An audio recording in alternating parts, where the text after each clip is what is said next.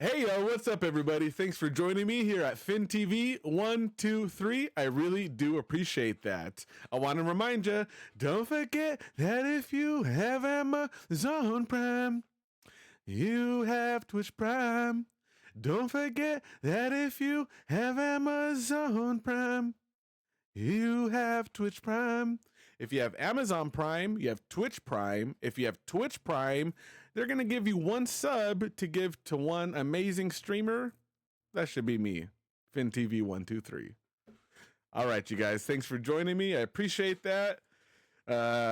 Scott says good but scary movie. Yeah, Pan's Labyrinth was a little freaky for sure. The dude with the eyes, he's like, that shit was scary.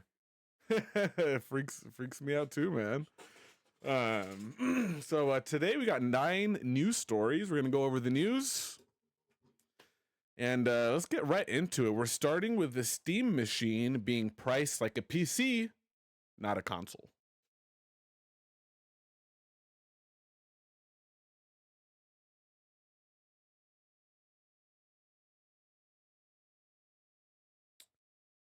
Okie dokie. So this is coming from VGC. So the Steam machine.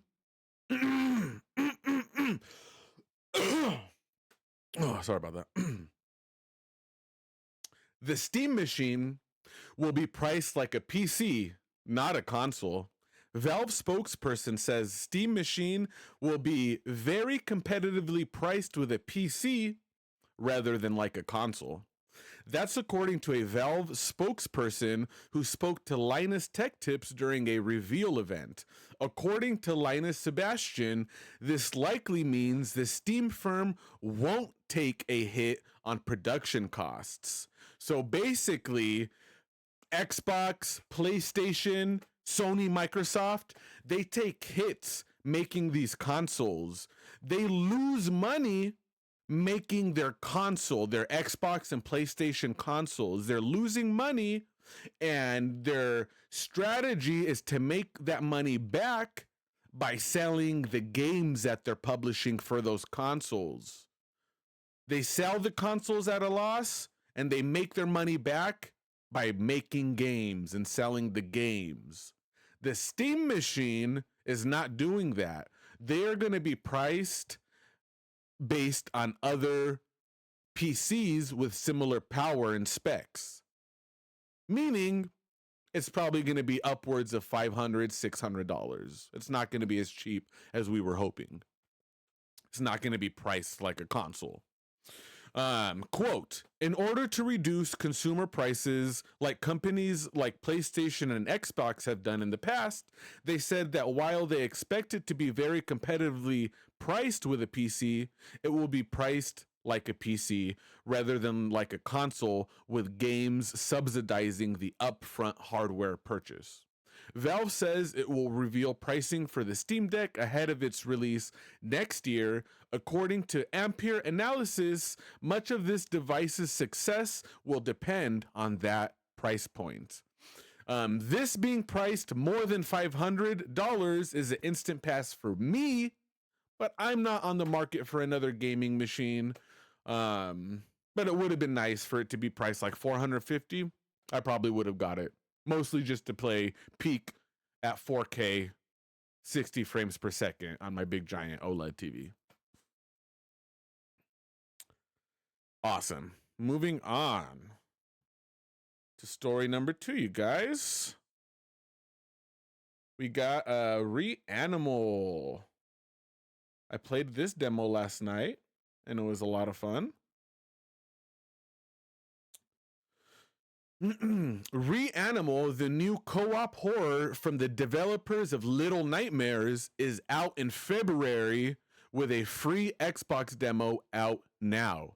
Reanimal, the upcoming co-op horror game from the creators of Little Nightmares, now has a release date announced at the Xbox Partner Presents. It's coming out on February 13th, 2026 for Xbox, PC, PS5, and Nintendo Switch 2. We got a closer look at a new trailer today, which showed off the pair of siblings you play as traveling through some new locations, and learned that there's a free demo available now on Xbox. I played the demo last night and it was super eerie, unsettling, creepy. There was some jump scares. There was human skins, like these like skinned, like the carcass skin of a human slithering around chasing you, and it was super weird and scary. And I can't wait for the full game to come out. That demo sold me.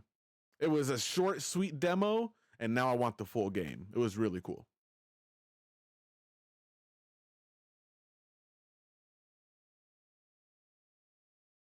Next, we got Slim Shady up in some gaming news.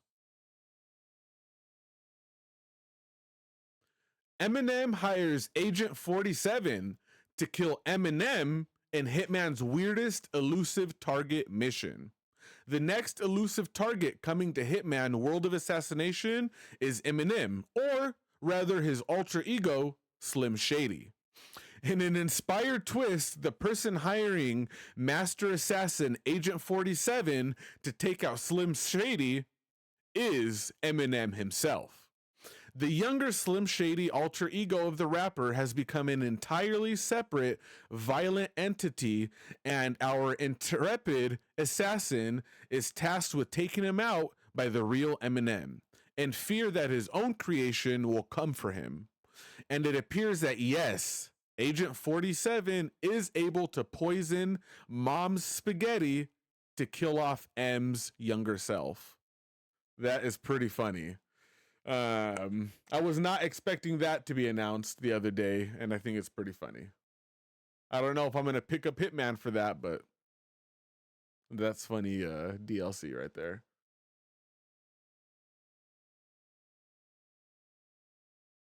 Next, we got Overwatch.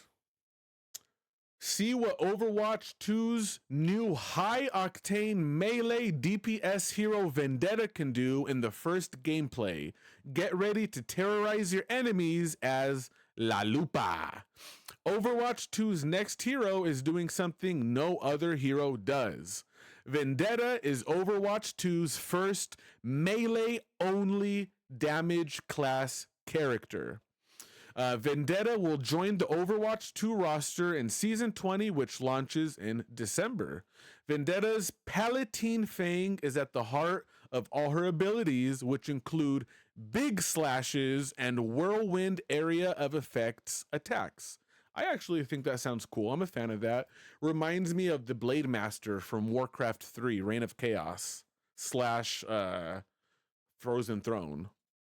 Dawson said that players who have already gotten their hands on Vendetta are surprised at just how high octane she is. Part of that is probably due to her passive ability, Onslaught, which increases her movement and attack speed as she strikes enemies. Cool. She sounds cool, but I'm probably gonna stick with Marvel Rivals. But you know, shouts out to my girl Kiriko. I miss you. I miss you, girl. Kiriko. I miss you, girl. But I'm sticking with Marvel Rivals and Mr. Fantastic.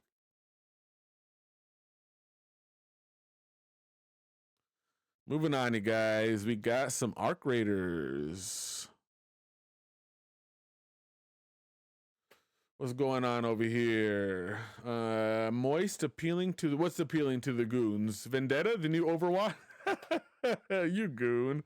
Epic Angel, haven't played Overwatch in like a month. And sorry, haven't played Overwatch in like a month. That's a new record for me. Wow. Congrats, I guess. Nice.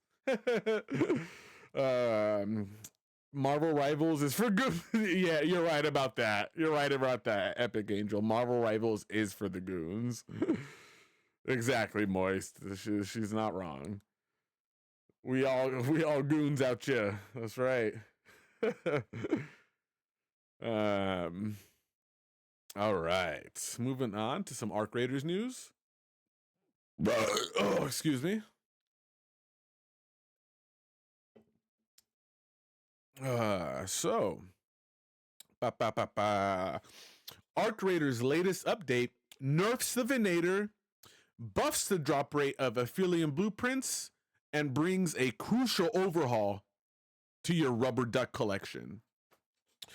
Until now, most Arc Raider patch notes have been bug fixes and a few crafting balances, no big nerfs to weapons.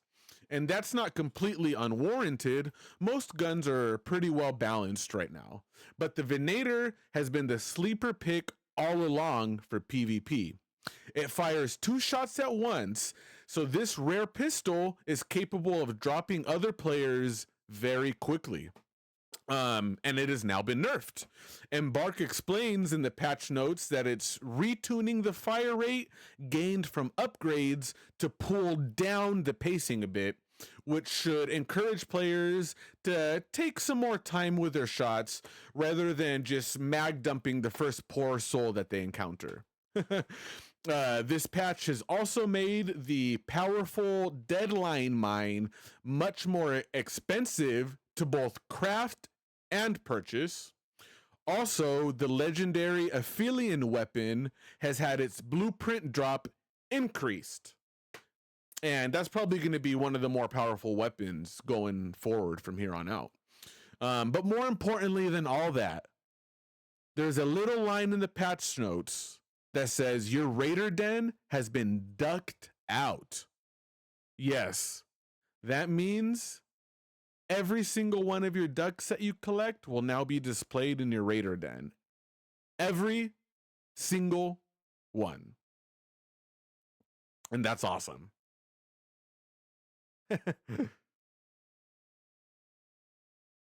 Moving on, you guys. We got some marathon. What's going on here? Did Arc Raiders fix the loadout? No, not what you're talking about. They have not added like a loadout you can make and save for yourself yet. No. Scott says, damn at what? What are you saying damn at? I hate taking 10 minutes building loadout and loot. Yeah, I feel you.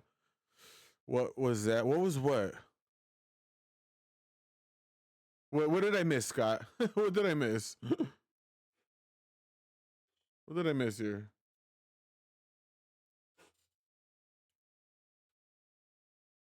All right. So we got I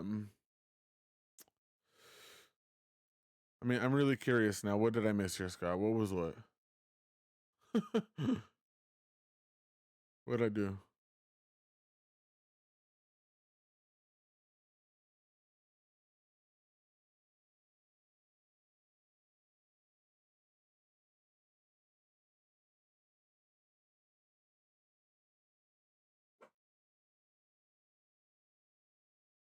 Well, Marathon Cinematic Short was not AI, says the director. Alberto Mielgo has taken to Instagram to address accusations that the 8-minute cinematic reveal trailer for Bungie's Marathon was made with generative AI.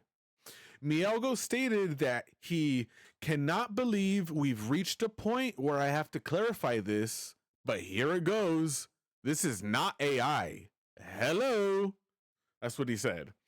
He explains that everything in the short was created with a team of 155 incredible people and a hell of a lot of hours, days, and months.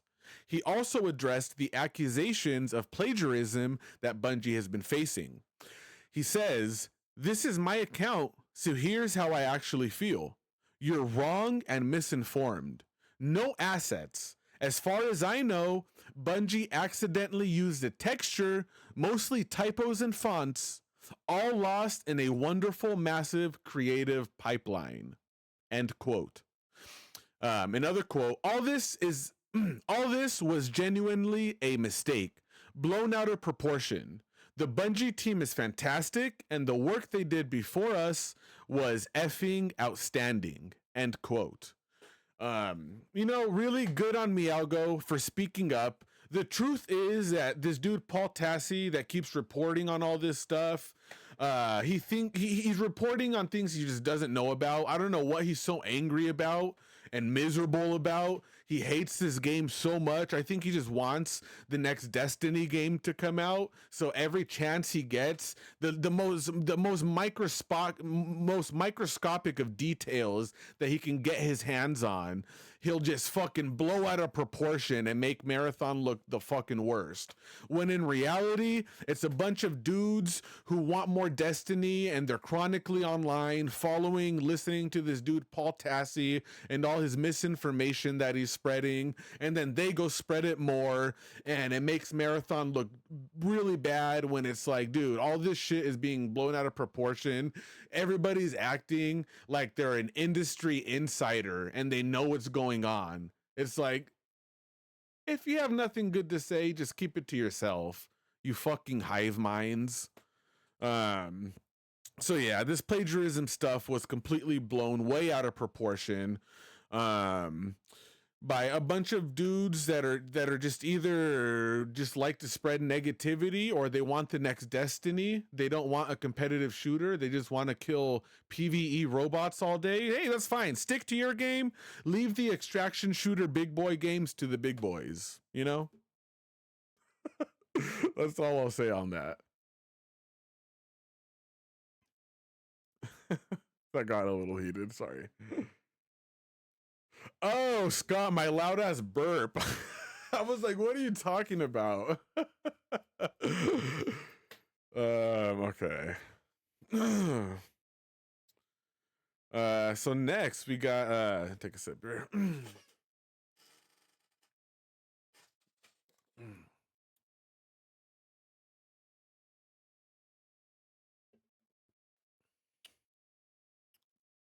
So good. I love this. Children are weaponized. Sorry. Children are weaponized through online games to commit murder, Europol claims. Europol, Europe's law enforcement agency, is taking a closer look at online multiplayer games and gaming adjacent platforms, as the fears that criminals could be grooming, manipulating, and weaponizing children to commit violent crimes rise sharply in European society. Europol partnered with 8 countries to identify and remove thousands of incidents of hateful rhetoric shared on gaming and gaming-related platforms. Europol's Referral Action Day program reportedly uncovered around 5,408 links to jihadist content, 1,070 links to violent, right-wing extremist and terrorist content, and 105 links to racist and xenophobic content on a variety of unnamed gaming platforms. None of that is good, obviously. Absolutely terrible, bad. We don't want any of that. These guys are claiming that children are being recruited to engage in torture and murder. I simply have never heard of this kind of stuff, so I'm reading this and I'm just like, what? What am I reading right now on fucking GameSpot.com? It's crazy. They're saying that criminals enter the multiplayer chats of games and start with innocuous topics and then move the conversations to private servers like Discord, where they get private info like addresses and whatnot, and which is when the criminals bribe or blackmail children into harming their families or themselves. Fucking wild. They go on with some more brutal stories that I'm like, just I can't believe I'm even reading. It kind of sounds like they're trying to shock and scare people once again that video games are the devil, you know, that they cause violence. And yes, of course, these things are bad, but I don't think that the problem is rooted in video games. They're saying that the developers need to do more to ensure the safety of minors, but I think it's a deeper issue than that. I think there's other things that we need to be doing other than blaming the developers of games, you know? We can't go making every game like a Nintendo game without voice chat. That's not the solution here. There's a deeper rooted issue that needs solving. And it's not making all games like without voice chat like Nintendo. There's something else. Thought that was interesting.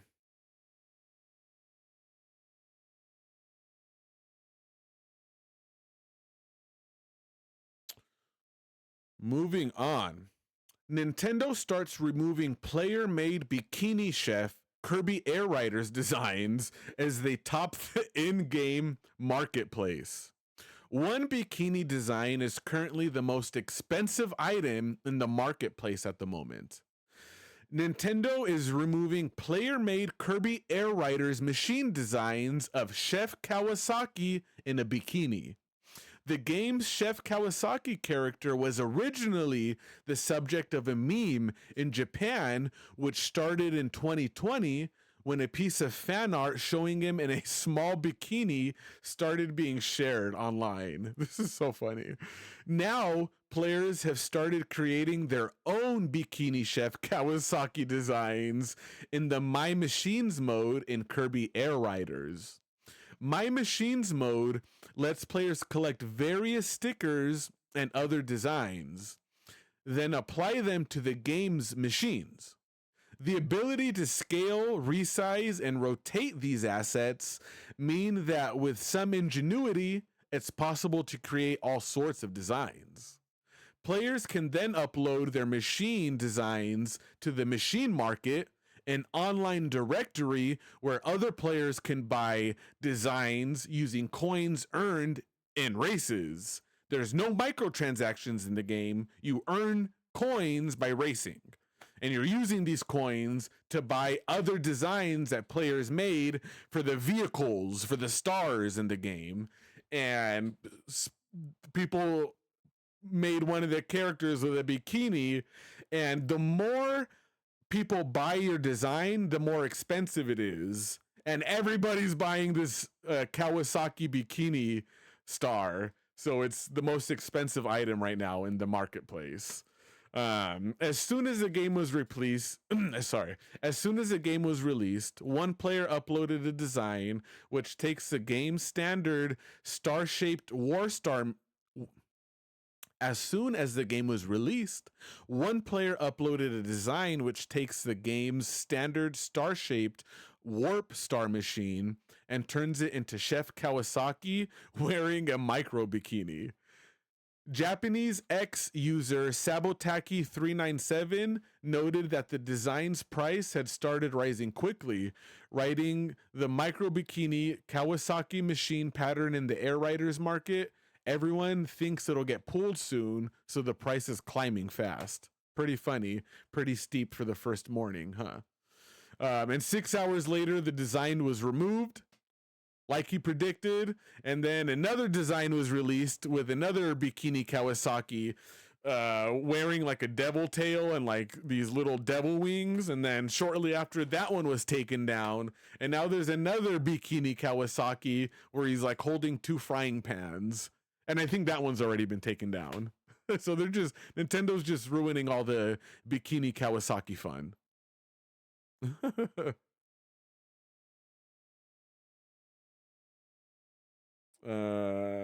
Let's see what's going on here. Epic Angel. I would talk about this with my psychology students when we discussed aggression. Oh, okay.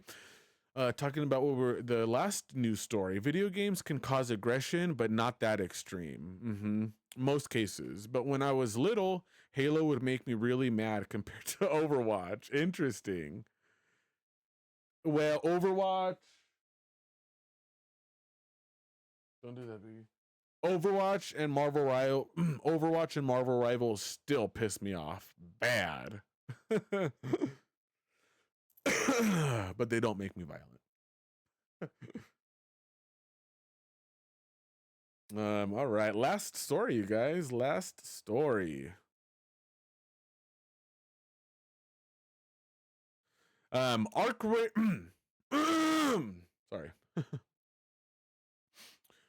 Arc Raiders War Battle. Sorry. Weird title. Arc Raiders, Battle of the Bung Raiders and Bungalators explained. Arc Raiders has become the staging ground for a digital gang war backed by some of the biggest content creators in the world. The feud, which has been dubbed the Arc Raiders War or the Battle of the Bunga Raiders, has taken over the social circles surrounding Arc Raiders, with creators far and wide joining forces and urging their followers to show their support by dressing a certain way. The Arc Raiders War is set to come to a head this Saturday, November 22nd. An immense group of streamers featuring the likes of Myth, The Burnt Peanut, XQC, Hutch MF, and Ninja will all go live simultaneously to broadcast the final showdown. If you want to watch the Arc Raiders War, you can tune in tomorrow, the 22nd, 5 p.m. Pacific Time, 7 p.m. Central Time, 8 p.m. Eastern Time, 1 a.m. GMT. This is all happening because during a recent stream, Hutch MF was brutally downed and executed, and the dude that killed him, right before finally executing him, he said that this is for the Bungulators, and then he killed Hutch. Hutch then declared war on social media, and the Burnt Peanut, the leader of the Bungulators, quickly reciprocated and said, it's on. And so if you want to show support for the Bungulators tomorrow over on Spaceport, the battle's going to be on Spaceport. The Bungulators are wearing the striker skin in red with bag on, gas mask on, helmet on, padding on. And the FMF Hutch is wearing torpedo skin red, helmet off, goggles on, mask off, sleeves off. If you want to join XQC's neutral faction, they're just wearing the origin skin in blue. Hutch has control of the south of Spaceport, while the Burnt Peanut has staked the north of the map. For the Bungulators, I'm riding with Burnt Peanut. I'll see you Team Hutch cucks on the battlefield.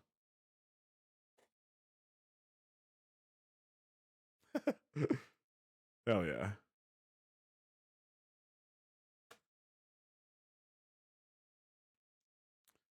We got through that. Nice. Awesome. Thanks for joining me, guys. Epic Angel, wait, what happened? Someone got assassinated on Twitch.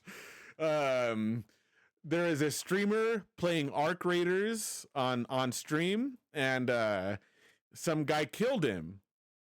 Or he downed him. And then when you get downed in Arc Raiders, you get knocked out after. You get like finished. You know, you're downed and you can crawl around, beg for mercy, and then they can kill you off. And this streamer Hutch, he got downed, and the dude that downed him went up to him and said, "This is for the Bungulators," and then finished him off, killed him. The Bungulators is a bunch of players that follow the streamer. He's very popular right now. His name is the Burnt Peanut. And so after that happened, Hutch declared war on the Burnt Peanut and the Bungulators. And that's going to happen tomorrow on Spaceport in Arc Raiders. I know, it's all crazy. If a kid from the 1920s could hear me talk, they wouldn't understand any of it. But yeah, that's what we got for today. Oh my goodness, I thought someone, no. No, nothing like that. But yeah, that's all the news I got for you today. Thanks for joining me here at Finn TV, everybody. This is Finn, switching the channel off.